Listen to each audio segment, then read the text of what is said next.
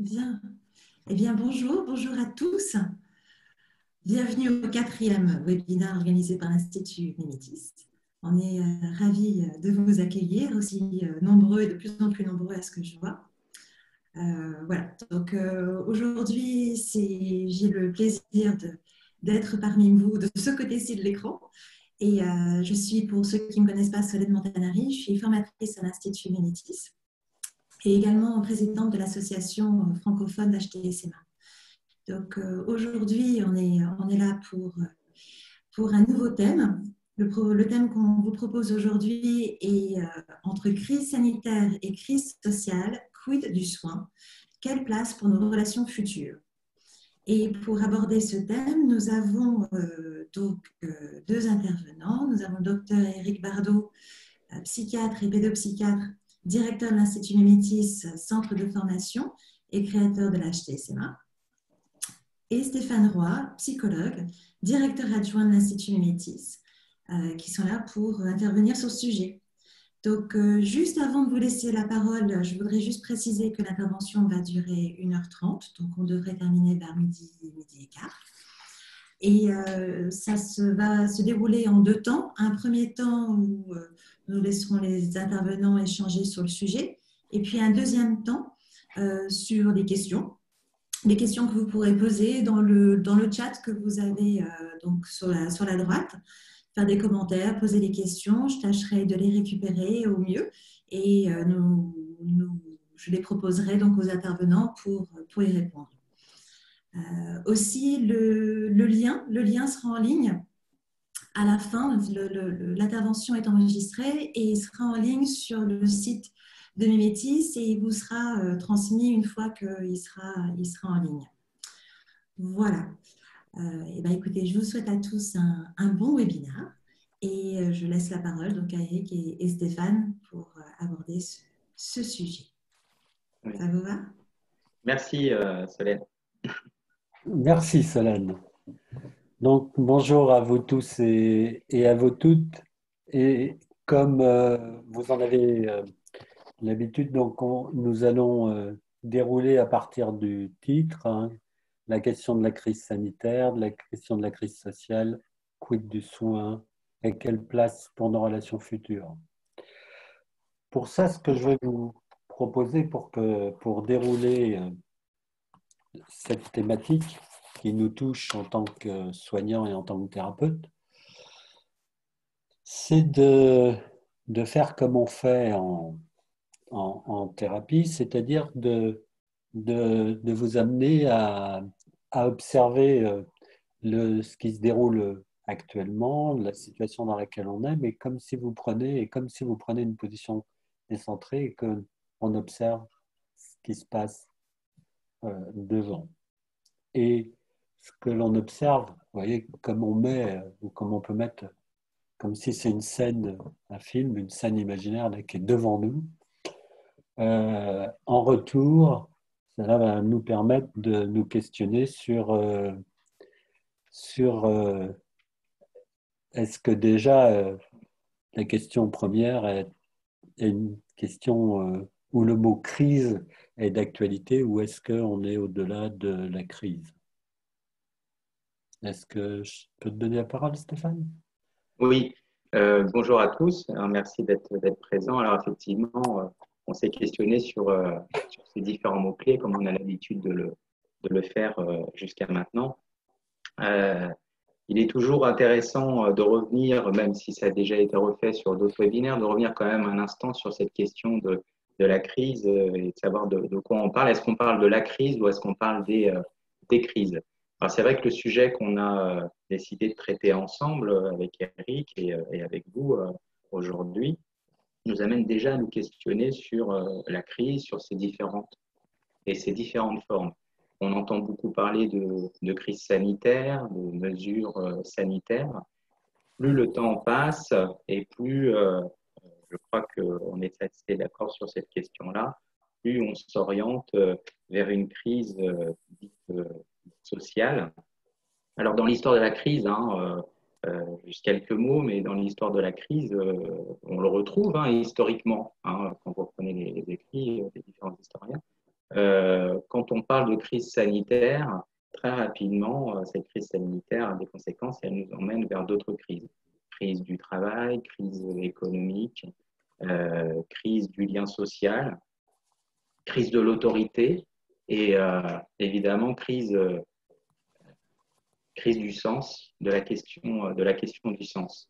Et en retour, il y a ces différents contextes de crise qui sont à la fois diachroniques et synchroniques, nous conduisent à un certain nombre de peurs. Et ces peurs, peut-être qu'on aura l'occasion de les aborder tout à l'heure, puisque la question de l'humain et de la manière de vivre les relations est au centre de notre sujet d'aujourd'hui.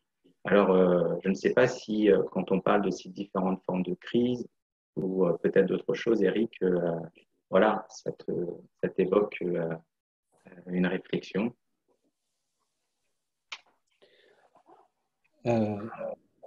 Oui, en fait, la première chose qui me vient là maintenant, c'est la question du silence. La question du silence, car aujourd'hui, on est en quelque part, je dirais, au milieu du gué,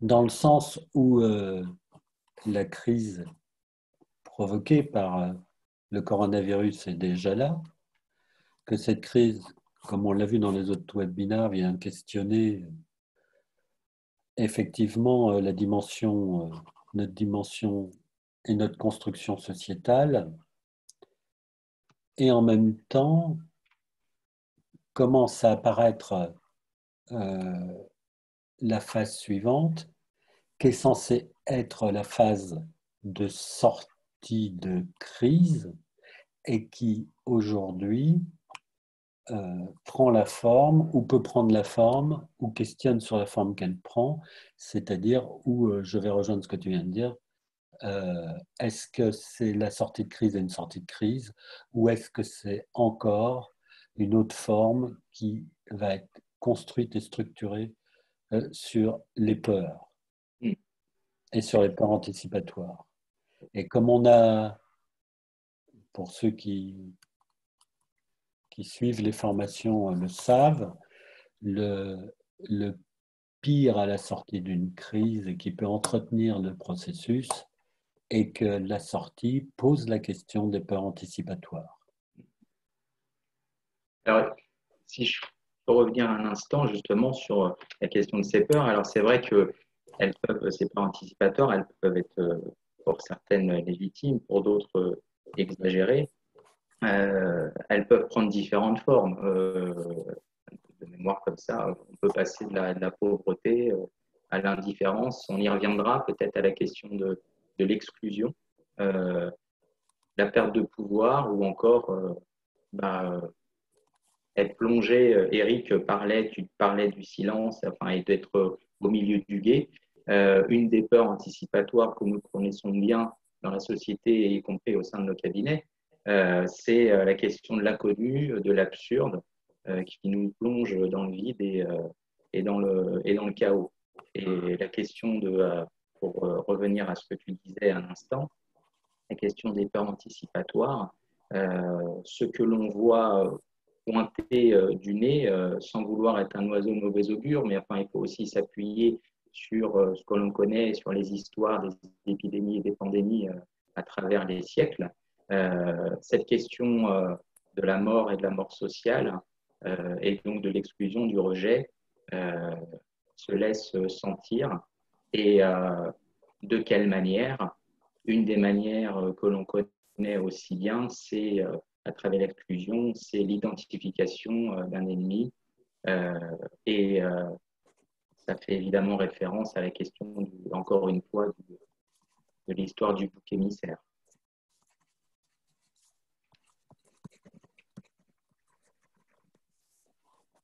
Oui, si je rebondis sur ce que tu dis, avant peut-être d'aborder cette question-là,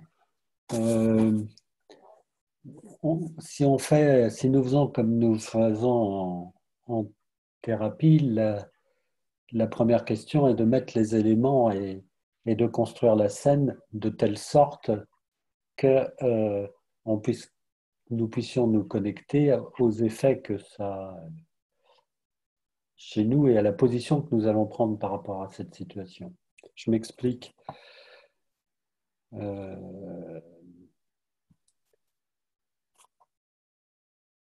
Aujourd'hui, quand on parle de la crise sanitaire et de la question de la crise sanitaire et de la crise sociale, ce qui va lier les deux pourrait être, comme tu l'as dit Stéphane, et peut être lié sur la question de la crise sociétale. La crise sociétale comprenant à la fois la dimension sociale et la dimension sanitaire. Et effectivement, comme on l'a vu dans les d'autres webinaires, cela pose, me semble-t-il, la question de la présence de la mort physique, de la place de la mort physique dans notre société, et de l'autre côté, de la réponse et de l'idée de la place de la santé dans notre société, et on voit bien l'interaction entre la question de la mort et la question de la santé, mais de l'autre, et c'est ça qui pose question, c'est la question de la transmission, comme on en a parlé l'autre fois. Et la question de la transmission,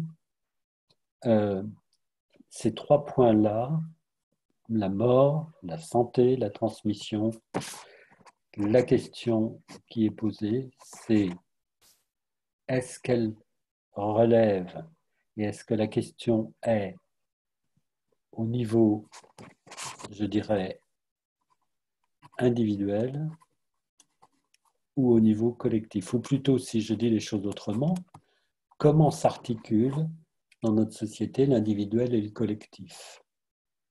Alors, ce que tu évoques, Eric, me fait penser à une expression, avant de revenir à un autre point tout à l'heure, mais quand même, je le dis tout de suite, la place de l'individu collectif. On est passé à différentes étapes au cours des siècles du collectif ou plutôt l'individu qui était en prise aux règles, aux normes et le groupe primait sur l'individu. On a complètement basculé ensuite avec le tout individuel.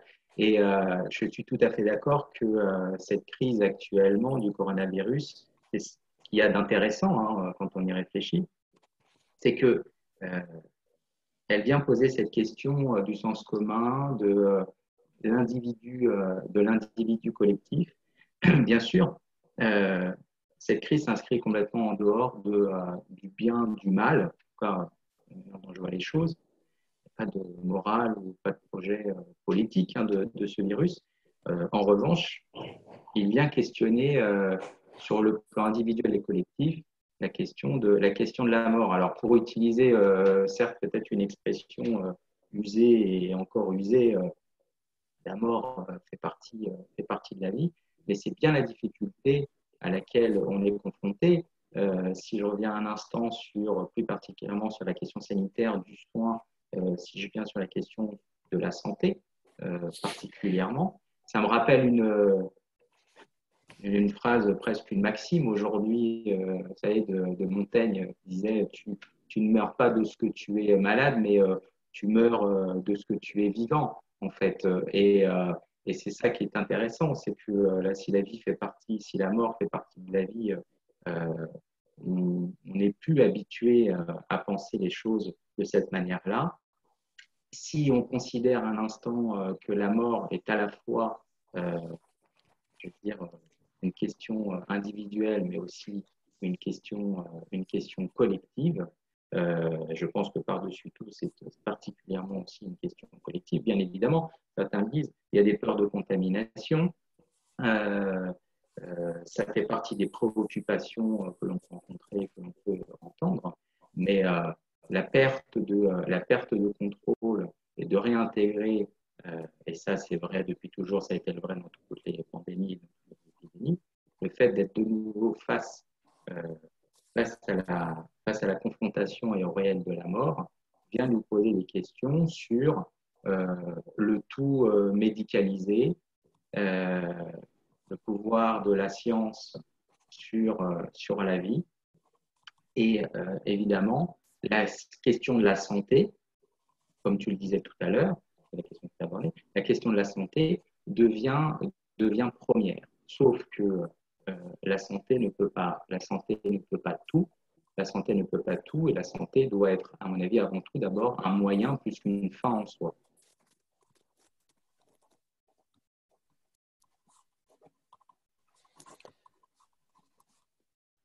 Pour, euh, pour rebondir sur cette question de la place de la santé et la question est-ce que la santé peut être une fin en soi ou est-ce que la santé est un moyen est un moyen et pas une fin en soi, il me semble nécessaire de, comme je le fais habituellement en thérapie, de reprendre quand nous sommes dans le questionnement, la confusion, de reprendre le point de départ et la base. Si je reprends la question, je veux dire la présence du Covid-19, un virus fait partie de l'environnement. Si ce n'est pas celui-là, ce sera d'autres. Ce qui veut dire que dans le monde vivant, sur notre planète, les virus sont présents. Et que ça pose deux questions. C'est la question du rapport avec la présence de virus dans notre monde et la population de nous, les êtres humains, comme d'autres populations d'ailleurs. Et le deuxième élément, c'est que ce virus a sa vie de virus, et donc dans sa vie et son existence de virus, on ne sait absolument pas s'il va continuer à être présent, à quel degré de virulence, etc., etc. Donc, en d'autres termes, toute la question qui se pose, déjà à la base, est dans l'interaction entre la présence de ce virus et on ne rentrera pas dans qu'est-ce qui l'a amené à se déployer de cette manière-là, mais ce que l'on peut constater, c'est que ce qui nous touche, c'est l'excès de virulence. L'excès de virulence qui crée à ce moment-là un effet quantitatif de patients malades, de patients qui sont rentrés et qui rentrent en réanimation, et de personnes qui décèdent. Or, la question qui se pose, si nous sommes en tant qu'humains des êtres vivants et des êtres de relation, c'est que dans cet environnement dans lequel nous sommes, la seule et unique question qui a un sens, c'est comment, dans la présence avec ce virus, comment l'humain va être en capacité de s'adapter. Oui, parce que c'est intéressant. Alors, pour reprendre une expression, je ne me trompe pas, d'Étienne Klein, il a fait dans un tract qu'il a pu faire en lien évidemment avec la crise que nous traversons. Il intitule son tract Je ne suis pas médecin, mais là où il faisait référence, évidemment, c'était une phrase d'un politique ou des politiques qui commençaient leur discours par Je ne suis pas, mais j'ai un avis sur la question. Je suis d'accord avec ce que tu dis, Eric.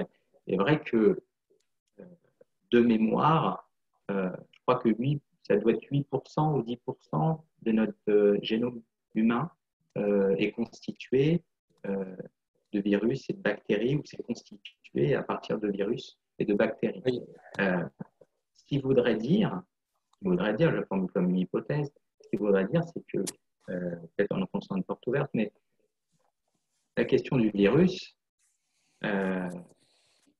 fait partie de nous et fait partie du vivant. Au même titre comme un organisme, tout comme nous sommes un organisme vivant, au même titre que la terre ou n'importe quel animal ou végétal.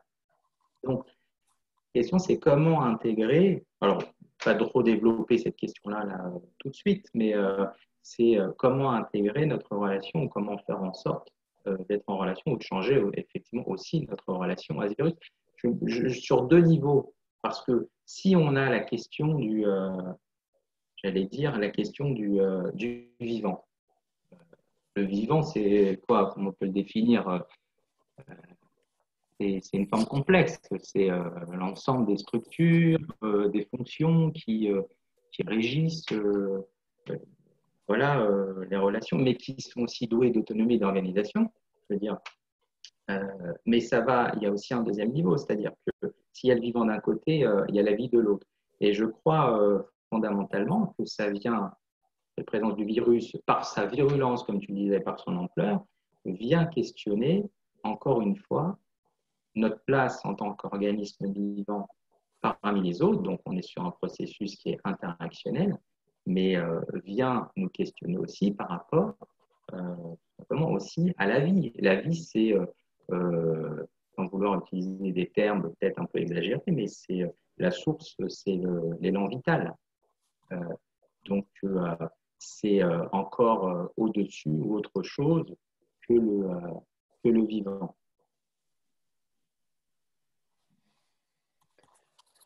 Si je rebondis sur ce que tu dis, justement, la question du vivant et que notre singularité d'être humain, c'est que la question du vivant, elle se pose chez nous, elle se pose chez nous tant au niveau de vivant comme individu, comme personne, mais la question, elle se pose aussi comme vivant, comme groupe humain, car en tant qu'être humain, nous ne pouvons pas faire autrement que d'être dans l'appartenance.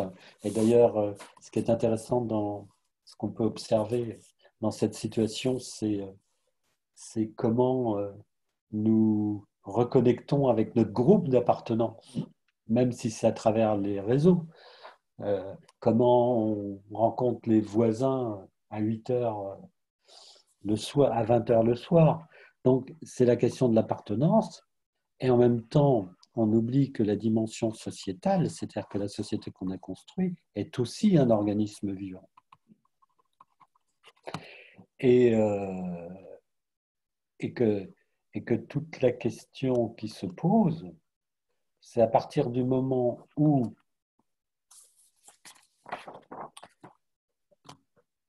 la présence de ce virus qui vient, ou plutôt la présence de ce virus vient questionner la mort, non pas uniquement en tant que, je veux dire, la mort de personnes. On découvre, et la question elle est là, c'est que quid des groupes humains, et quid de la société. Et à ce moment-là, on va être sur un autre type de questionnement concernant la mort, qui va être la mort d'autres humains. On le voit bien, comment les questions viennent apparaître aujourd'hui sur mais où ils sont passées toutes ces personnes malades qui venaient nous voir dans nos cabinets et qu'on ne voit plus. Mm-hmm. Et la question est, mais est-ce que ça veut dire que le focus du coronavirus absorbant toute l'énergie, les gens sont plus malades, ou est-ce que ça met en arrière-plan les maladies et la détresse et la misère et tout ce qui tourne autour de ça? Et qu'est-ce qui va émerger ensuite? Ça, c'est une vraie question. On voit bien au niveau des familles la souffrance que ça peut créer au niveau familial, particulièrement quand un membre de la famille décède et tout l'accompagnement qu'il y a autour tout l'accompagnement qu'il y a autour du deuil et de pouvoir enterrer son mort. Et la question au niveau sociétal qui est là, pour moi, particulièrement impressionnante, c'est que si on pense que dans la société, et aujourd'hui dans la société qu'on a construite, si je fais une métaphore et que je dis le sang qui circule, c'est l'argent, on a raison, mais en tout cas, le sang qui circule sur l'argent avec les constructions qu'on a faites vivantes qui construisent la société sont les entreprises, ça veut dire qu'on est en train de mettre, on a mis à l'arrêt, c'est-à-dire on a mis comme en coma, et on utilise à ce moment-là, je veux dire, l'hémorragie, c'est-à-dire la saignée comme au Moyen-Âge. L'ennui, c'est que si la saignée se transforme en une hémorragie générale, le patient, et on le sait bien comment au Moyen-Âge, la saignée a pu être un remède pire que le mal et emmener le patient malade avec. Et donc, la question, c'est qu'on est en train de se focaliser sur la mort de personnes, d'individus, qui, pour chaque expérience humaine, est une expérience triste.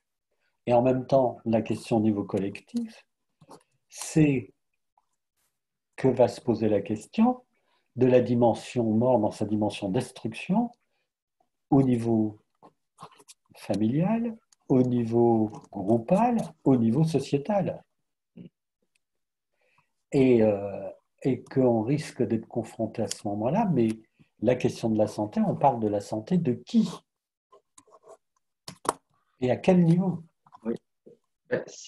Si on s'arrête un instant là, par rapport à tes propos, je suis complètement d'accord, et si on s'arrête un instant sur la question encore une fois, de la santé au niveau groupal, on peut s'interroger en tout cas en termes de conséquences. On commence à le voir, c'est ça qui est assez terrible d'ailleurs, on commence à le voir à la fois pour expliquer, pour être clair dans mes propos, si d'un côté, le besoin d'un individu au sein d'un groupe relève de la question de la sécurité, de l'appartenance, de pouvoir donner du sens. On voit bien poindre aussi le bout de son nez de toute une somme de peurs à croire que le virus est un objet clairement de triangulation entre l'individu et le collectif, des peurs de l'agression, d'être malade, d'être rejeté, d'être exclu, d'être manipulé. On voit poindre petit à petit, on en a à travers des exemples, à travers les médias. Alors, on pourrait poser la question des médias. Est-ce que les médias et je veux dire, la boulimie d'information n'est pas l'équivalent de la rumination mentale chez l'individu? Ça, c'est encore une question. Mais ce qui, là, tout de suite, dans le propos, la question, vous voyez, bien, c'est la question des violences. Des violences qui sont à la fois psychologiques, mais aussi physiques, malheureusement.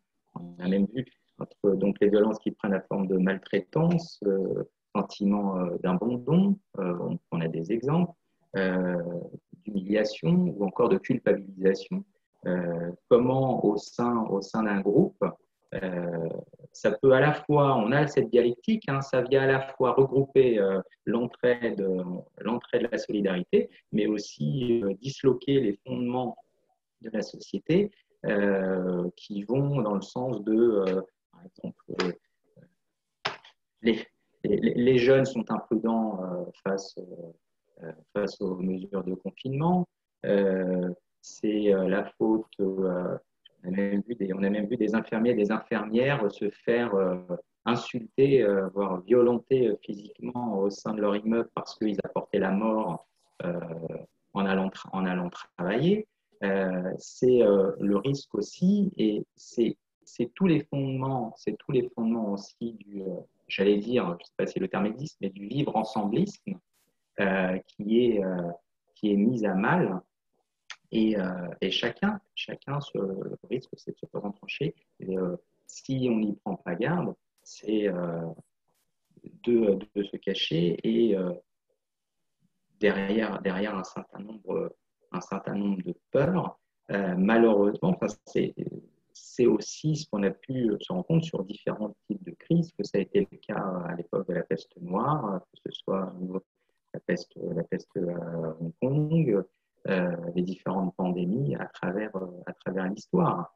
Donc, on a cette question, on avait cette question de la santé au niveau collectif, bien sûr, qui active chez nous, en tant qu'individu, des peurs, mais ces peurs, vous voyez, c'est comme si elles infiltraient, c'est une espèce de bégaiement de l'histoire, elles infiltraient le collectif. Et de mon point de vue, après je laisse la parole à Eric, hein, de mon point de vue, si le collectif a du mal à tenir, eh bien, tout simplement, c'est parce que aussi, on a fait le choix dans nos sociétés, on a fait le choix d'une société plus aseptisée, où l'hygiénisme a pris le dessus, et une société qui est aujourd'hui désacralisée, démythologisée, si je pourrais dire d'une certaine manière, et qui fait que on ne supporte pas cette idée, bien tout simplement d'être mortel. Et la réponse en est les peurs, et notamment les peurs anticipatoires au niveau collectif. Voici. Je rebondirai sur ce que tu dis, Stéphane, et je crois que c'est vraiment quelque chose d'essentiel. C'est-à-dire que si je reprends la question de la transmission la question du rapport entre le virus et nous, ça veut dire que nous, dans l'espace Terre, nous allons devoir apprendre à cohabiter ensemble. C'est-à-dire, or, aujourd'hui, le discours amène sur quoi? Amène à ce que chacun d'entre nous ait l'idée qui s'est installée et que chacun d'entre nous est le vecteur du virus. Et qu'à partir du moment où chacun d'entre nous est le vecteur du virus, il devient l'agent potentiel de transmission du virus. Or, nous avons réduit notre représentation, c'est comme si nous avons réduit notre représentation de l'humain aujourd'hui et sur toute la planète comme des agents potentiels de transmission du virus. C'est-à-dire que nous sommes devenus, dans une représentation indifférenciée, de vecteurs du virus. Et dans une vision, et là je rejoins ton terme, dans une vision hygiéniste, où la santé, c'est rester en vie dans une perspective quantitative, c'est-à-dire une durée de vie. Et ce qui est, me semble-t-il, problématique, c'est que cette question, à partir du moment où s'est construite cette perception de vecteur du virus, qui, il faut quand même le rappeler, mais ça c'est une véritable question, n'a été justifiée que par le fait que notre société comme d'autres ont été en défaillance de moyens humains, de moyens matériels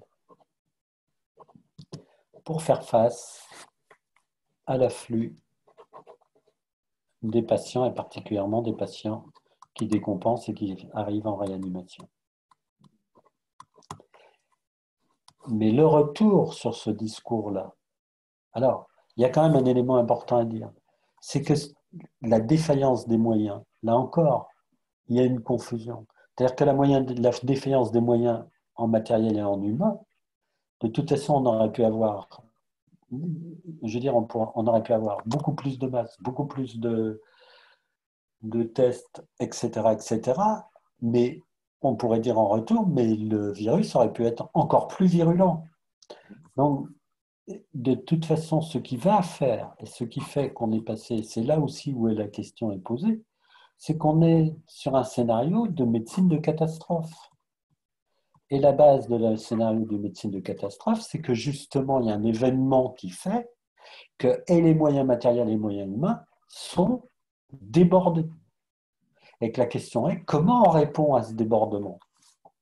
Or, la réponse qui a été donnée à ce débordement va à l'opposé des règles de la médecine de catastrophe. C'est-à-dire qu'en médecine de catastrophe, on sait que la base est la question du tri, et c'est ça qui est terrible. Mais pourquoi? Parce qu'on sait que plus on s'occupe des plus, comment dirais-je, des plus en difficulté, plus ça va augmenter proportionnellement le nombre de morts. Et, et évidemment, ce n'est pas les morts uniquement dans l'immédiat, c'est les morts dans l'après-coup. Et dans l'après-coup, c'est ce qui va suivre. Or, ce qui me semble extrêmement difficile, c'est que c'est comme si, dans cette vision, on dit, hygiéniste, il faut que tout le monde soit pareil, alors qu'en même temps, on est dans une situation de médecine de catastrophe où justement, la règle est que c'est impossible. Et que si on veut, et qu'en règle de médecine de catastrophe, si on veut sauver tout le monde, on aggrave la situation et le nombre de morts. Et on voit bien qu'il y a cette incapacité à décider en quelque sorte, c'est-à-dire qu'il faudrait à la fois être en médecine de catastrophe et à la fois sauver tout le monde, ce qui est une impossibilité notoire. C'est une impossibilité. Et l'autre élément qui me semble important sur cette vision hygiéniste, c'est que si on est dans la médecine de catastrophe, on est forcément dans la médecine de... S'il y a une organisation, on est aussi sur le terrain. Et sur le terrain, on est sur des situations concrètes. Et sur des situations concrètes, on est sur des situations de soins. Or, le problème est que dans cette vision qui fait qu'à la fois on est dans la médecine de catastrophe, mais qu'en même temps on voudrait être dans une vision de la santé pour toute la population, on est confronté à un discours extrêmement confusionnant qui dit c'est la science qui doit donner, j'ai encore entendu un politique ce matin, un président de région dire, on attend de la science qu'elle nous donne les médicaments pour que nos médecins puissent soigner nos malades. Ce qui veut dire qu'on est dans une situation à l'instant T qui est une situation de médecine de catastrophe et que les réponses sont dans une temporalité complètement autre, c'est-à-dire qu'au lieu que ça aille du bas vers le haut, on va du haut vers le bas. Et c'est extrêmement confusionnant. Et donc, dans cette vision et dans cette position, qu'est-ce qui se passe? S'installe de manière, comment dirais-je moi, se distille de manière continue et chronique au niveau de la population, l'idée que nous devons tous nous percevoir comme des vecteurs de virus, c'est-à-dire comme des réservoirs potentiels à virus. Et que cette vision amène à des réponses qui ont comme fonction de maintenir le maximum de gens en bonne santé dans une vision quantitative de la santé, sans prendre en compte les effets collatéraux qu'il va y avoir, à savoir qu'une fois qu'on a installé que tout le monde peut être un réservoir de virus potentiel, je veux dire, à partir de quel moment on va pouvoir passer sur « Ah ben non, maintenant on n'est plus les réservoirs de virus potentiels », ce qui est une impossibilité puisqu'on est tout le temps des réservoirs de virus potentiels. Donc comment on va pouvoir définir que sur le Covid-19, on ne va plus être un réservoir de virus potentiel? Et là, on voit bien qu'en termes de temporalité, on est sur une question sans fin et sur des réponses hypothétiques qui sont des réponses spéculatives, puisqu'aujourd'hui, elles ne sont pas présentes. Et ce qui me pose problème et qui crée pour moi une grande difficulté dans cette question-là, c'est qu'à partir du moment où ça construit cette idée-là, c'est comment on va sortir de cette idée-là. Et ce d'autant qu'en retour, cette idée a comme effet de rendre de plus en plus difficile la situation au niveau sociétal. Et on oublie quelque chose de fondamental, c'est que, et qui pose la question de l'être humain, c'est est-ce que l'être humain est une, comment dirais-je moi, n'est qu'une machine vivante, donc un réservoir de virus, ou est-ce que l'être humain est un être de relation, et comme être de relation, quid de l'humain dans le scénario réservoir de virus? Oui, parce que si on a évidemment quid de l'humain, si on a d'un côté la question de la santé, évidemment on a l'impression que la santé, parce que dans les discours, se réduirait à la santé physique. Qu'en est-il des conséquences sur le plan mental, sur le plan psychologique? L'idée n'est pas de polémiquer, mais poser la question en écoutant notre Premier ministre la dernière fois lors de son discours, sa conférence de presse, parce qu'il a suffi de voir le peu de place qui a été attribuée, juste ça a été sibyllin, en un mot, en évoquant les conséquences, la question de la santé mentale. On voit bien à quel point, je veux dire, ça a été si peu abordé, alors que si on parle de santé publique, les conséquences vont être majeures, puisque, comme tu le disais à juste titre, si chaque individu, que va-t-il se passer si chaque individu devient la somme de toutes les peurs en étant un vecteur lui-même ou un vecteur de transmission? Je rappelle que on peut être éventuellement un vecteur de transmission d'un virus, mais la contagion, je vais dire la contagion émotionnelle, on le sait, peut faire aussi beaucoup de dégâts, voire énormément de dégâts. Est-il nécessaire encore une fois de le rappeler? Alors, on met en avant les mesures de protection. C'est une chose, et je ne remets pas en question la question du confinement, absolument pas, mais il y a une espèce de décalage entre ce qui peut être mis en place et les besoins que peuvent avoir chaque personne à titre individuel sur le plan de la santé mentale, hein, du bien-être mental. La question de la proximité, c'est la première chose qui a été mélangée. C'est ça qui est intéressant, c'est que quand on a posé la question, je lisais un article récemment, on posait la question a priori, en dehors de toute période, lorsque vous êtes face à une situation stressante, quelles sont les premières choses qui vous paraisseraient indispensables ou nécessaires, dont vous ne pourriez pas vous passer? Les gens mettent en avant la question du tabac, des jeux, de la nourriture, etc. Et puis, on a reposé la question récemment, là, en période de crise et de confinement. Et c'est intéressant, entre l'estimation et la réalité, ben, on voit bien que la réalité, ce qu'elle met en avant, c'est d'abord le besoin de regroupement, de proximité, de liens. Et évidemment, c'est pour ça que le paradoxe, il est aussi comment à la fois protéger les individus des uns des autres, mais les protéger, c'est en rappelant quand même un certain nombre de règles, et notamment la protection ne doit pas aller dans le sens de l'exclusion.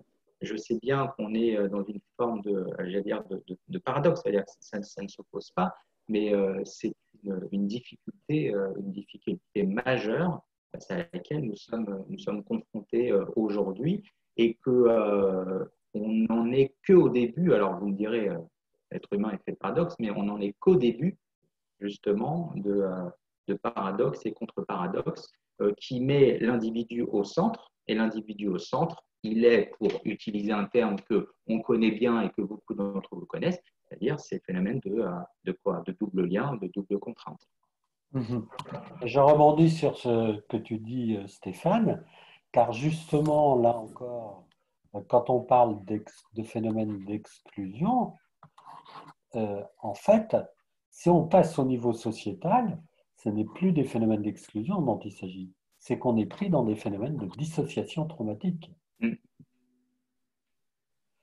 Et tu parlais de la question de la violence, tu as parlé aussi de la question de la nourriture, du tabac, des jeux, c'est-à-dire de la question de l'addiction, mais en même temps, on voit bien que sur la question de la violence, on est dans le même scénario au niveau de la santé relationnelle, si je peux parler comme ça, que le coronavirus au niveau de la santé physique. C'est-à-dire, c'est de créer cette illusion que la violence pourrait disparaître des relations humaines. Mais c'est une impossibilité. La violence sera toujours présente, comme les virus seront toujours présents, la violence sera toujours présente dans les relations humaines.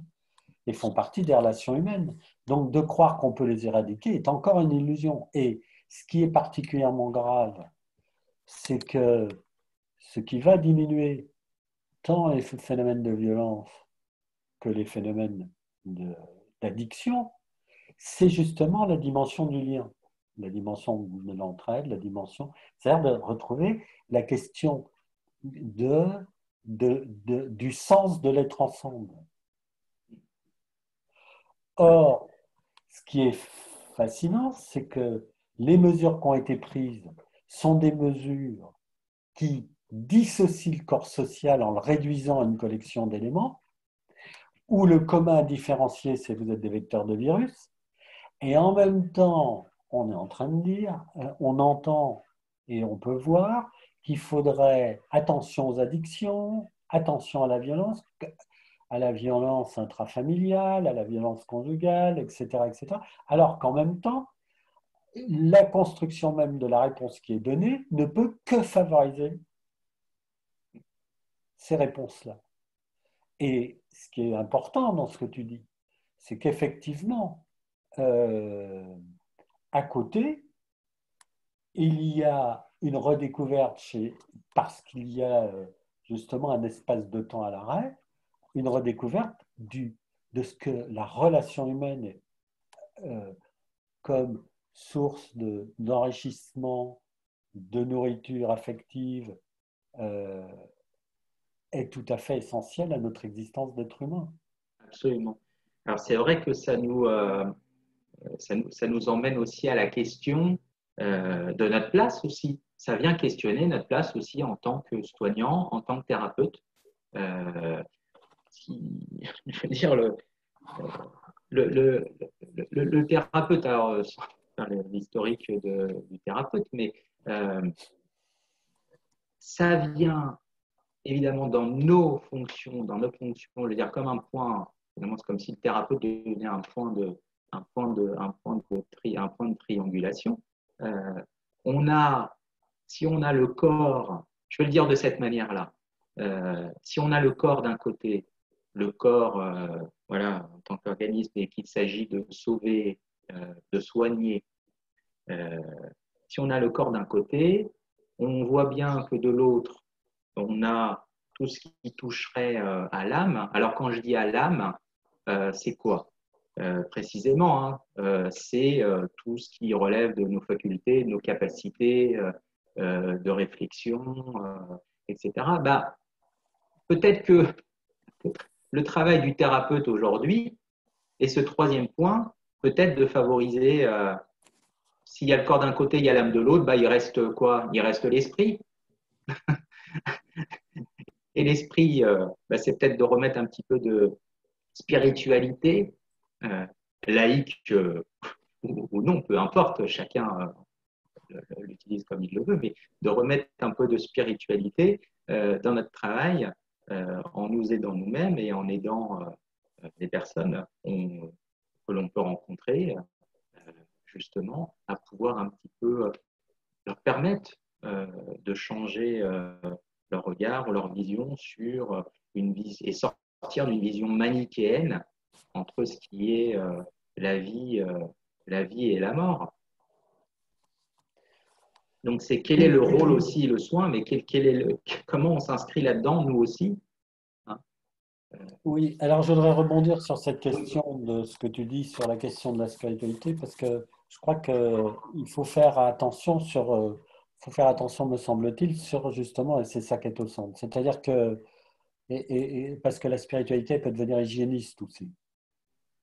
Et cette spiritualité hygiéniste, c'est la toute-puissance de la santé. Et ça, c'est-à-dire que c'est une idéologie qui prend la place du spirituel. Or, quand on parle de spiritualité, j'aime bien parler de la question du sens de la vie. Et d'observer que cette question du sens, elle vient prendre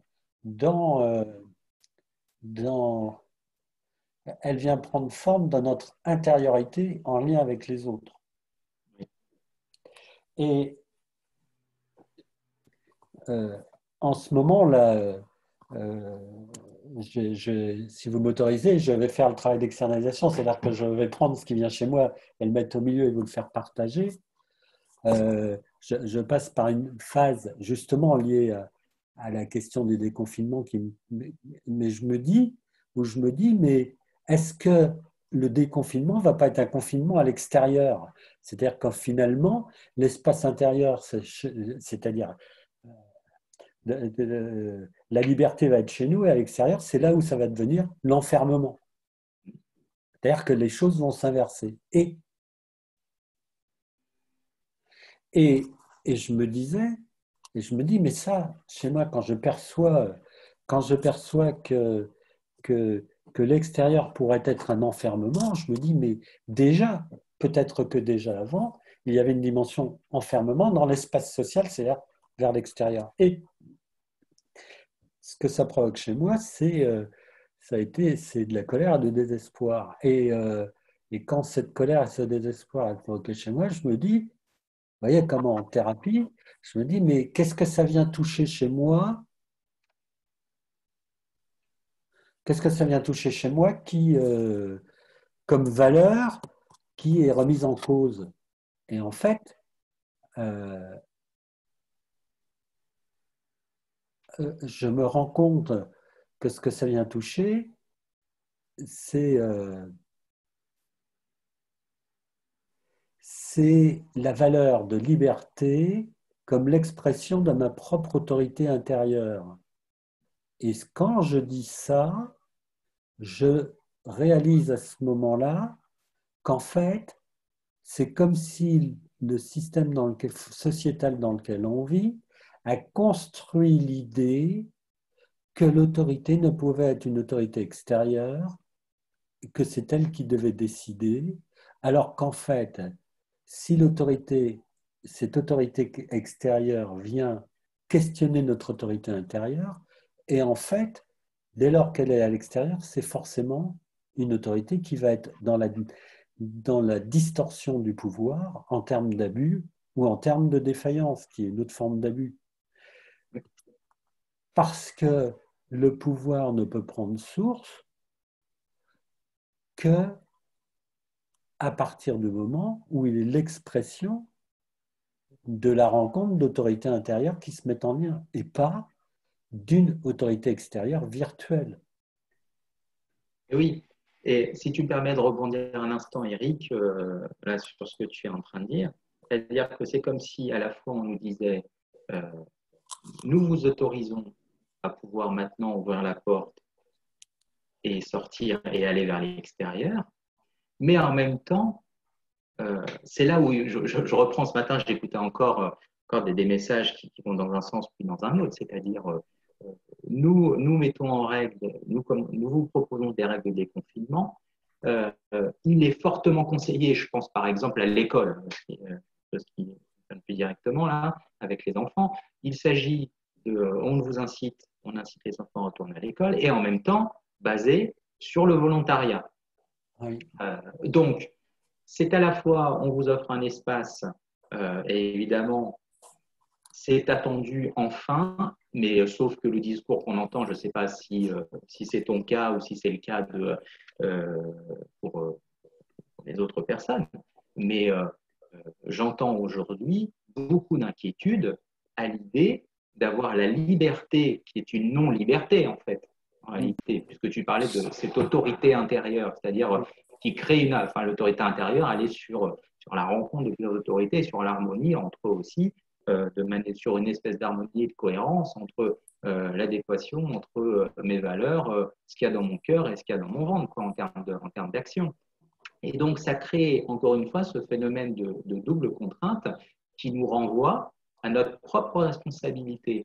Mais ça, notre propre responsabilité, elle est aussi en lien, et c'est tout le paradoxe que l'on peut avoir aussi dans une société comme la nôtre, c'est-à-dire à la fois je veux être totalement libre et en même temps, une autorité qui n'assume pas son autorité pleinement fait qu'en retour, eh bien, ça crée chez moi un sentiment désagréable de culpabilisation qui fait que je me retrouve, encore une fois, dans un vécu, pour utiliser un terme qu'on connaît, dans un vécu, j'allais dire, une dissociation sociétale, d'une certaine manière.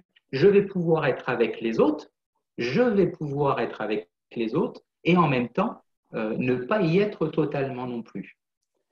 C'est la raison pour laquelle il me semble que justement la question de l'autorité intérieure, c'est l'autorité intérieure, euh, et c'est peut-être la piste et la question en termes de transmission, l'autorité intérieure, est-ce que c'est pas la position qui justement permet l'ajustement entre ce qui est de l'ordre singulier de soi et de l'ordre de l'être ensemble, c'est-à-dire du collectif.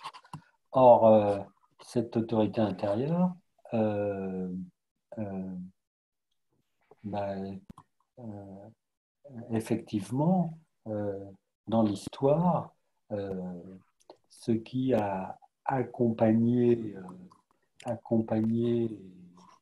les êtres humains sur cette voie, c'est tout ce qui tourne autour des spiritualités, des philosophies. C'est-à-dire, en d'autres termes, c'est la position d'équilibre et non pas la position de vérité. Et la position d'équilibre, c'est la position de la sagesse, c'est pas la position du savoir.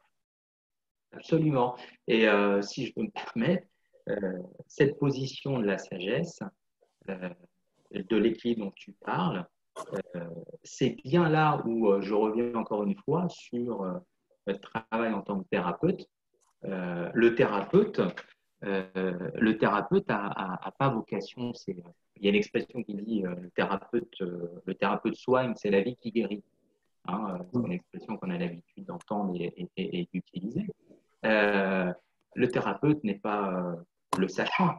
Et d'ailleurs, à aucun moment il se s'agit de se poser dans cette position-là en tant qu'expert ou en tant que technicien. Sinon, on reviendrait, on irait tout ce qu'on est en train de dire et on reviendrait justement à un excès de contrôle. En revanche, c'est à partir de sa propre expérience de vie que là, oui, on peut être aidant et le lien entre l'individuel et le collectif peut se faire à ce moment-là.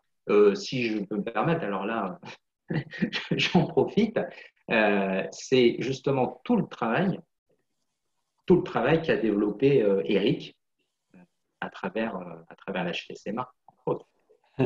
T'es gentil, merci pour ce. Bon,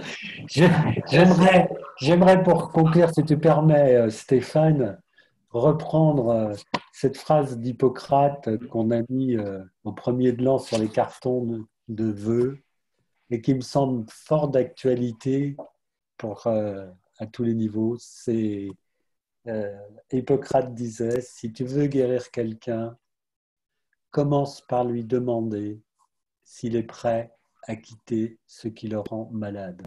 Et il me semble aujourd'hui que cette question est d'actualité face à l'épreuve que nous traversons. Est-ce que nous sommes prêts à quitter ce qui nous rend malade? Oui. Alors, une citation en appelle une autre. Si tu me permets aussi, ça m'évoque une citation aussi, celle de Voltaire, hein, tu sais, qui disait j'ai décidé d'être heureux parce que c'est bon pour la santé. La santé. Hein, voilà. Et ça questionne, encore une fois, c'est la question des valeurs et qu'elles aillent et que la santé devient un moyen et non pas une fin en soi. Et que dans une éthique, l'amour, le bonheur, la politique, on n'a pas évoqué cette question, mais on aurait pu en parler. Ce sont des choses qui sont aussi tout importantes. Bien. Ben, merci. Merci à tous les deux. Est-ce que vos interventions et vos échanges sont particulièrement riches et intéressants et je vois et je peux témoigner de par tous les retours qu'il y a eu pendant vos interventions. Je vous propose qu'on passe peut-être à des questions, qu'on puisse répondre à quelques questions parce qu'il y en a beaucoup. C'est OK pour vous? OK, ouais, très bien. Ouais. Voilà, donc j'ai un peu regroupé, il y a beaucoup de thèmes hein, sur les peurs, la méfiance, le collectif, la collectif versus individuel. Il y a aussi des questions, plutôt des témoignages qui sont très intéressants aussi sur des expériences de personnes qui, en tant que thérapeute, mais aussi en tant que malade, et le vécu de ces expériences-là. J'ai envie de rebondir, si vous êtes d'accord, sur peut-être en tant que thérapeute. Là, il y a une question qui m'a interpellée et qui reflète un peu quelques questions qui sont venues là. C'est, et je le lis dans le texte, hein, c'est: est-ce que le confinement actuel n'agit pas comme une pratique paradoxale en thérapie, en poussant la rupture du lien social au bout, ce qui amènerait les individus à toucher une limite nécessaire pour prendre conscience du besoin de partager avec les autres? Oui, Alors, je vais répondre à ça. Ce serait vrai si le message, ce serait juste si le message allait au bout. C'est-à-dire que quand on prescrit une tâche paradoxale, ça veut dire que la tâche paradoxale ne peut fonctionner qu'à partir du moment où elle ne donne pas d'espace d'évitement. Toute la question est que la question du confinement est tout le temps dans un double lien de confinement, non-confinement, confinement, non-confinement, confinement, non-confinement. Euh, et donc, et donc, et donc le problème, c'est que elle risque, le risque est qu'elle n'agisse pas comme une tâche paradoxale. Par contre, c'est vrai que le confinement peut avoir cette possibilité d'agir comme une tâche paradoxale. Mais je répète, ce qui m'ennuie dedans, c'est que comme elle est en demi-mesure, euh, elle, elle n'a pas l'effet limite. Vous voyez, la fonction de la tâche paradoxale, c'est d'amener à la frontière. C'est-à-dire que quand je touche le mur, je ne peux plus aller plus loin. Et quand j'ai les effets du mur et que je ne peux plus aller plus loin, c'est là où va venir le virage à 180 degrés. Et à ce moment-là, un autre champ et un autre espace s'ouvrent. Le problème, c'est que si le mur n'est pas suffisamment solide, eh ben, ça veut dire que c'est un mur mou. Et un mur mou, ça n'amène pas l'expérience de la limite. Donc voilà, la question elle est vraiment posée à ce niveau-là. oui, je suis d'accord et quand bien même à travers cette question, on pourrait se dire bah oui, c'est quelque chose d'essentiel qui est la relation à l'autre, aux autres. C'est un peu comme le fond qui reviendrait à la surface et que ça mettrait ce point-là en exergue. Le problème, c'est que de mon point de vue, on a affaire à un panier ou à un seau qui n'est pas suffisamment solide dans ses contours. Oui. Donc, le problème, c'est que ça retombe à chaque fois. Alors, cet effet de yo-yo est très délétère parce que ça crée une instabilité majeure. Il y a un autre élément qui est extrêmement important à comprendre, c'est que si on est dans la vision que notre société et le monde relationnel qu'on a construit, ça veut dire que les dirigeants sont à l'intérieur du système. Or, s'ils poussaient le confinement jusqu'à l'extrême du confinement, c'est-à-dire jusqu'à véritablement une tâche paradoxale, ça veut dire que c'est le système qui bouge. Ça veut dire qu'eux-mêmes, à ce moment-là, prennent le risque d'être les acteurs de l'effondrement du système qui les fait exister. Vous voyez, c'est comme en thérapie familiale, les parents et les enfants sont embarqués dans le même système familial. C'est pour ça que ça nécessite une intervention extérieure et que la tâche paradoxale qu'il va donner à la famille est pour tous les membres de la famille. Or là, la tâche de confinement ne vient pas de l'extérieur, elle vient des décidants. Mais les décidants, ils sont à l'intérieur du système. Donc la tâche a comme fonction de protéger le système sociétal, pas de le transformer. Oui, donc ça pose la question du vide dans lequel ce confinement est en train de nous mettre. Et là, il y a en effet ces questions-là sur la question du confinement. Il y a aussi ce moment de confinement face à face avec le vide. D'un côté, la peur de retrouver le monde et de l'autre, la peur de se retrouver face à soi dans le silence du confinement. Donc, je pense que... Voilà. Est-ce que vous avez quelque chose à rebondir là-dessus ou je vous propose une autre Oui, question? je crois que c'est quelque chose aussi d'essentiel, c'est de Oui, je comprendre, pense. Oui. c'est de comprendre qu'autour de la place qu'on a mis dans la santé, les soignants comme les thérapeutes sont pris dans un double lien.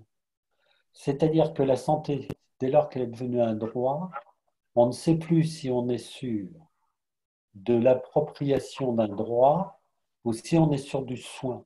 Et les deux sont en permanence confusionnés. Et ça, c'est un vrai problème. Car soigner ne dit pas ce que la personne va faire de sa vie.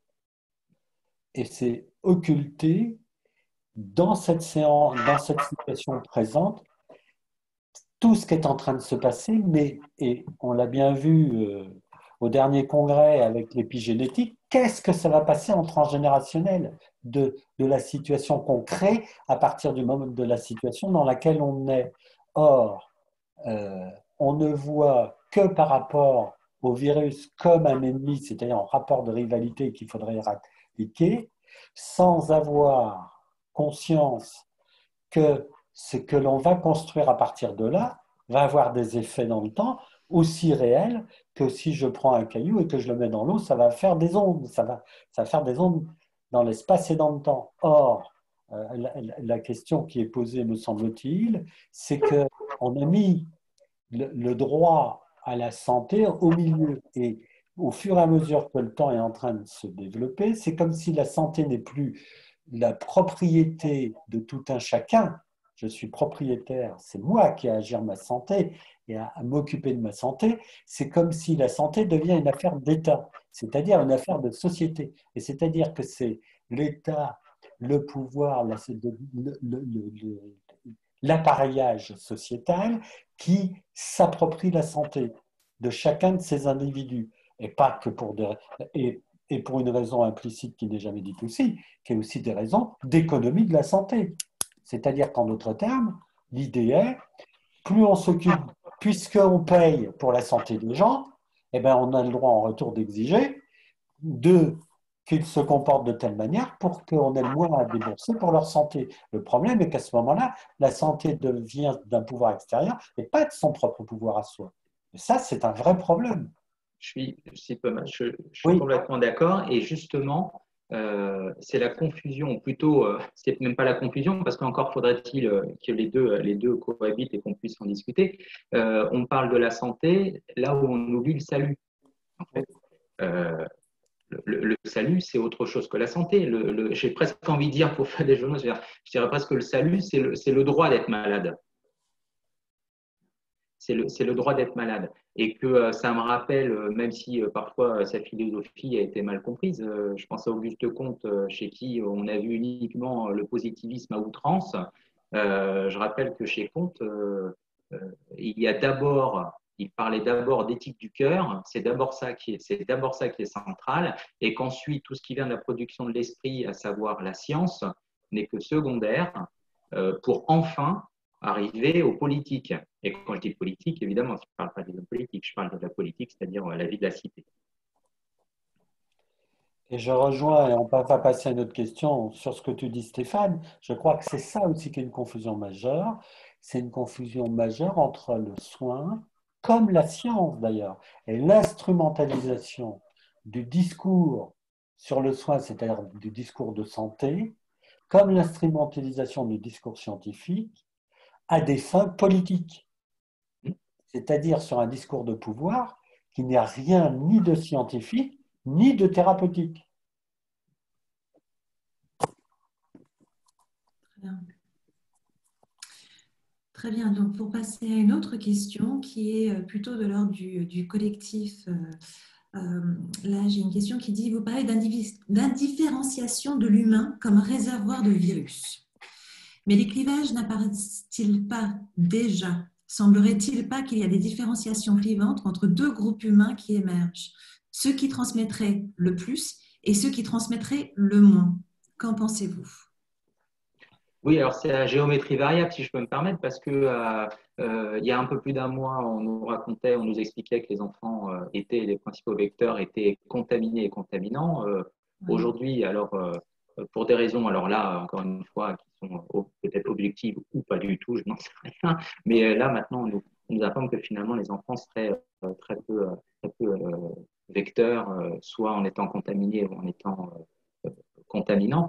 Donc, on voit bien un peu j'allais dire les rétropédalages. Ce qui est sûr, c'est que ça met en avant au sein de la société, et c'est surtout la réflexion qui me vient, c'est que ça crée, mais encore une fois, excusez-moi de le répéter, comme depuis la nuit des temps, tout comme Eric disait tout à l'heure, de toute façon, il ne s'agit pas d'évacuer et d'annuler et d'annihiler les violences, ça c'est impossible, elles existent, et bien tout comme on ne peut pas s'empêcher, encore une fois, de stigmatiser des individus, des groupes, parce que face à la peur, c'est ce que fait l'être humain, sauf que aujourd'hui, étant donné qu'on est totalement en perte, je le disais tout à l'heure, c'est-à-dire où sont les mythes, où sont les rites, où sont les tabous, euh, eh bien ces pseudo-rituels de condamner une personne, je veux dire, on a connu ça, je veux dire, ça a été les juifs à une époque, ça a été les homosexuels pour le sida, ce sera je ne sais pas, la chauve-souris ou le pangolin aujourd'hui, peu importe, on voit bien que les choses se répètent systématiquement là, et c'est là où il faut être vigilant et faire preuve, à mon avis, toujours d'esprit critique et de faire attention aussi à des choses qui émergent, puisqu'on est aussi dans comment on pourrait le dire, euh, euh, Facebook cratie ou quelque chose comme ça, je ne sais pas comment le dire, à la théorie de faire attention aux théories du complot aussi qui émergent.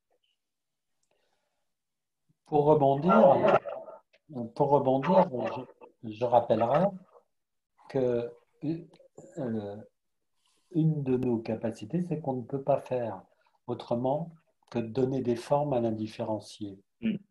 Et la question qui est posée, c'est tout simplement que comme on devient des vecteurs de virus indifférenciés, il faut créer des formes. Et donc, le problème avec les formes qu'on va créer, on va chercher à les construire dans un discours de vérité.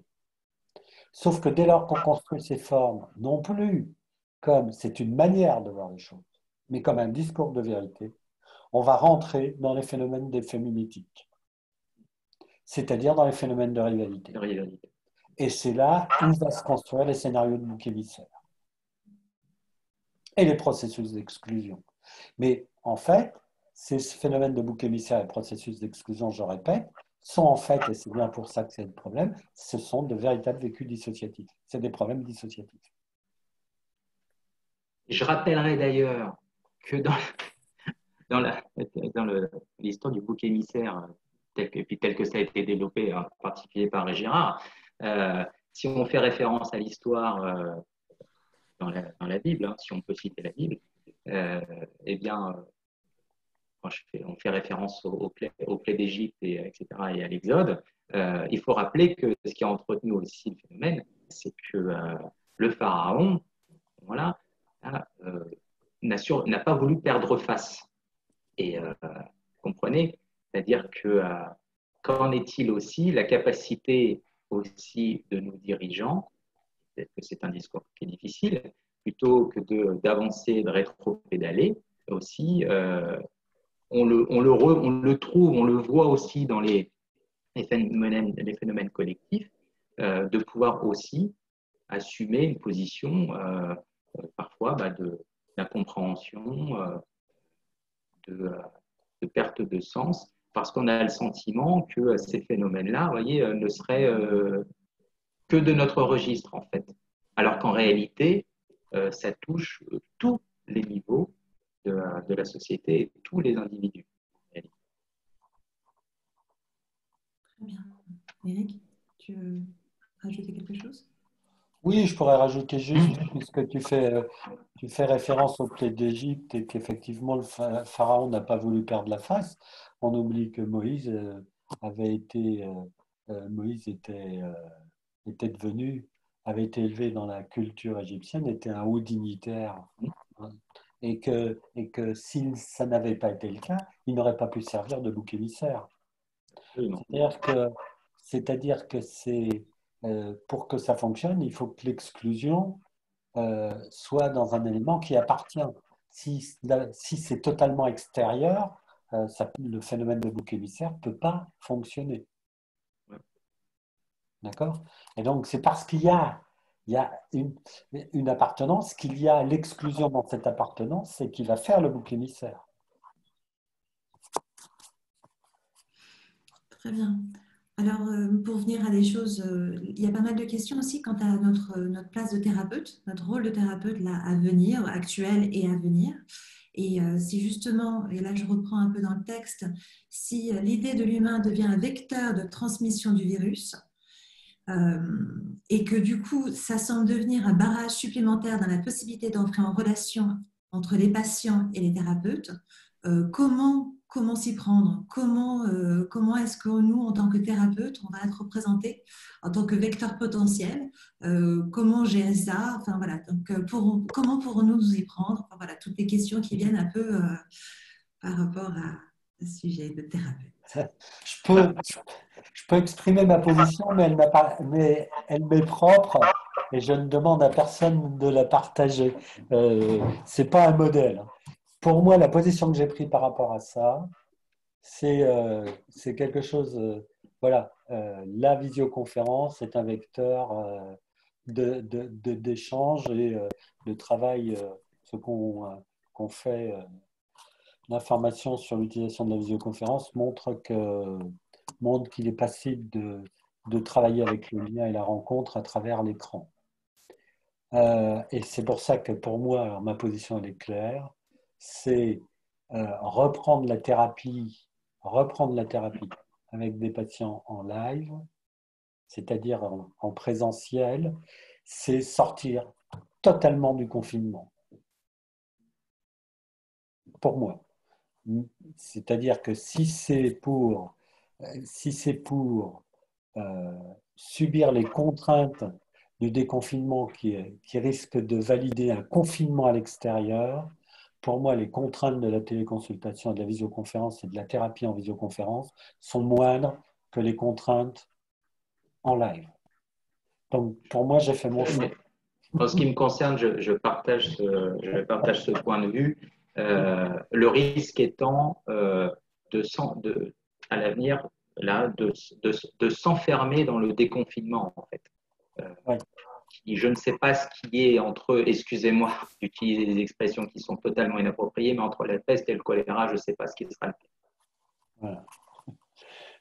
Voilà. Et pour moi, c'est pour moi une position fondamentale et une position qui est une manière aussi de dire non, non, ça, c'est pas OK. C'est-à-dire qu'alors que justement la sortie va devoir, si on rentre dans d'autres choses, va devoir en repartir des fondamentaux de la relation humaine.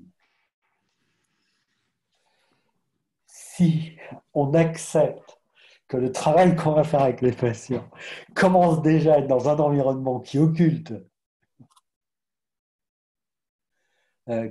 ça, non, ça, c'est pas OK pour moi. Ou alors, juste peut-être, ou alors à le transformer en jeu, en quelque chose de ludique. Ça peut être envisagé. Et on sait combien le jeu, ça crée du lien. Bon, après, je rajouterais juste une petite chose aussi très pratico-pratique, c'est-à-dire que il n'est pas interdit d'externaliser ses propres peurs. Oui. Dans le travail thérapeutique. Ah, il y a une question sur c'est-à-dire le Oui, jeu. c'est la Eh question bien, on de- joue avec le masque, on joue avec voilà, on joue. Hein. C'est-à-dire qu'on transforme la contrainte en jeu. Et en tout cas, ça nécessite, pour moi, c'est fondamental. À la base de la thérapie, c'est l'espace du possible, c'est-à-dire que l'espace de liberté maximum dans la relation. À partir du moment où on est piégé dedans, ça devient. Si je peux me permettre, pardon, Solène, c'est juste que mes yeux tombent sur un point, sur une question d'Isabelle qui disait à partir du 11, peut-on comme si reprendre le travail au cabinet? En fait, je rappelle qu'on nous a jamais interdit de continuer à aller au cabinet, en fait. Hein. On n'a pas fait, on ne fait pas partie des professions, vous voyez, où on a été listé. Maintenant, on nous a renvoyé à nos propres responsabilités. Est-ce que, et ça, sans relancer le débat, est-ce qu'on participe voilà, à l'effort de guerre ou bien voilà, on fait le choix de continuer à d'être potentiellement des vecteurs de transmission du virus qui court. Je crois que c'est, voilà, pour moi, je crois, offrir une troisième voie qui est celle qui est celle que on peut, euh, on peut travailler, enfin, en tout cas, on peut dérouler la thérapie euh,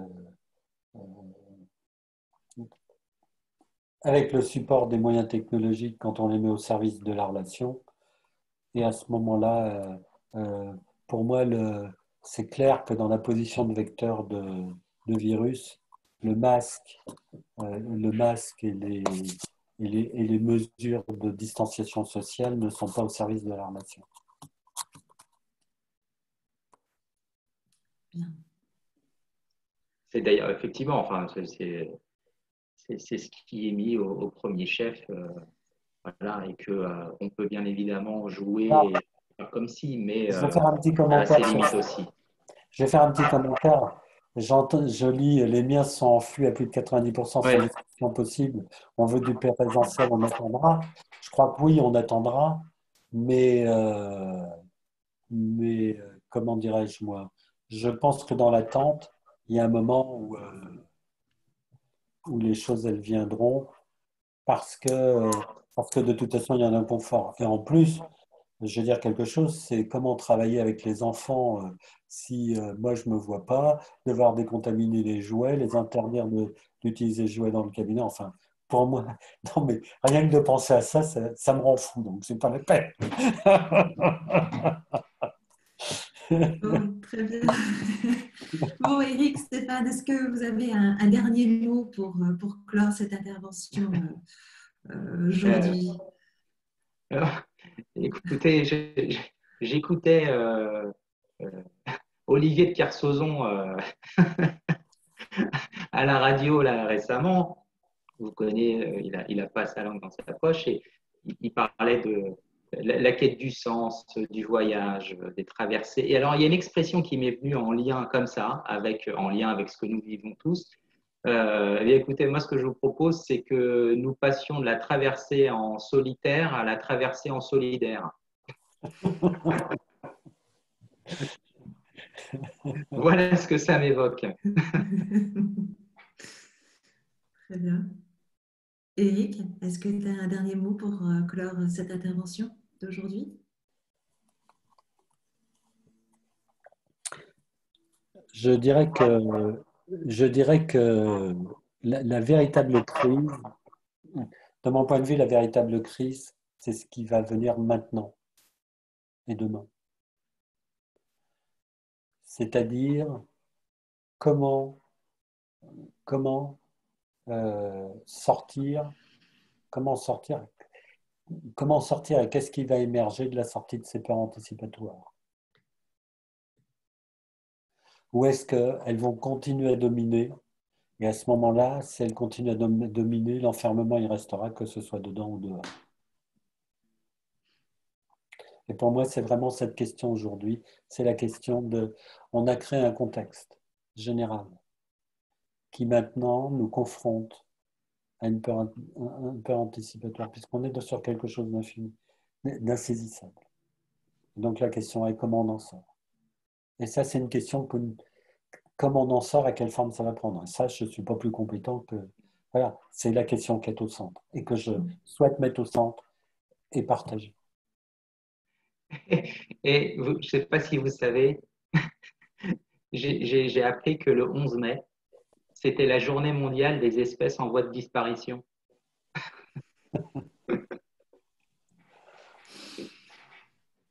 Bon, bah, écoutez, écoutez, merci. Merci à tous les deux. Merci au nom de tous. Hein. Je vois tous les remerciements aussi qui défilent. Je vous remercie pour la richesse et la sincérité de vos propos. Et je vois voilà, tous les merci qui se déroulent. Voilà, donc suite à cet échange riche, et je voulais juste dire à tout le monde que ce webinaire est donc en ligne gratuitement et en accès public. Et ça sera mis en ligne très bientôt, donc vous recevrez le lien dès que possible. Le prochain webinaire aura lieu, pour information, c'est important, le jeudi 30 à la même heure au lieu du 1er, parce que le vendredi, ça sera le 1er mai. Donc, comme on respecte quand même les fêtes. Voilà, donc ce ne sera pas le 1er, mais le 30, le jeudi, et à 10h30. Et il aura pour thème « Quand le souci de soi rencontre le souci de l'autre, nouvelles fractures, nouvelles ressources ». Et nous aurons comme intervenants le docteur Éric Bardot et le docteur Christian Pétel, psychiatres, qui feront part de leur pensée là-dessus. Oui, Christian Pétel est, comment dirais-je moi, est un thérapeute expérimenté sur la thérapie et formateur en thérapie contextuelle familiale. Voilà. Aussi un tout petit dernier mot, j'en profite, étant présidente de l'association, je vais juste faire un petit mot sur le fait que nous organisons à l'aide d'Éric Bardot et d'Institut des groupes de soutien pour les professionnels en souffrance. C'est en lien avec la situation Covid. Hein. Donc pour les professionnels qui sont en recherche de soutien, ce n'est pas une formation, je précise juste, pour faire des groupes de décontamination affectivo-émotionnelle. Si ça vous intéresse, il y aura plus d'informations sur le site internet de l'AFHTSMA.org, donc afhtsma.org, pour connaître les dates et les détails. Et dernière petite chose, il y a toujours le congrès, il a été reporté et il sera maintenu, mais il sera maintenu du 4 au 7 novembre, toujours à la Baule, avec le même thème, sidération, effondrement, renaissance, de l'emprise à la résiliation. La résilience, pardon. La résiliation. Voilà. Donc, voilà. Voilà. Donc, en tout cas, merci à tous. Merci beaucoup pour votre présence. Vous avez été très nombreux et à la semaine prochaine. Donc. À la semaine prochaine. Au revoir. Merci. Au revoir. Au revoir, merci.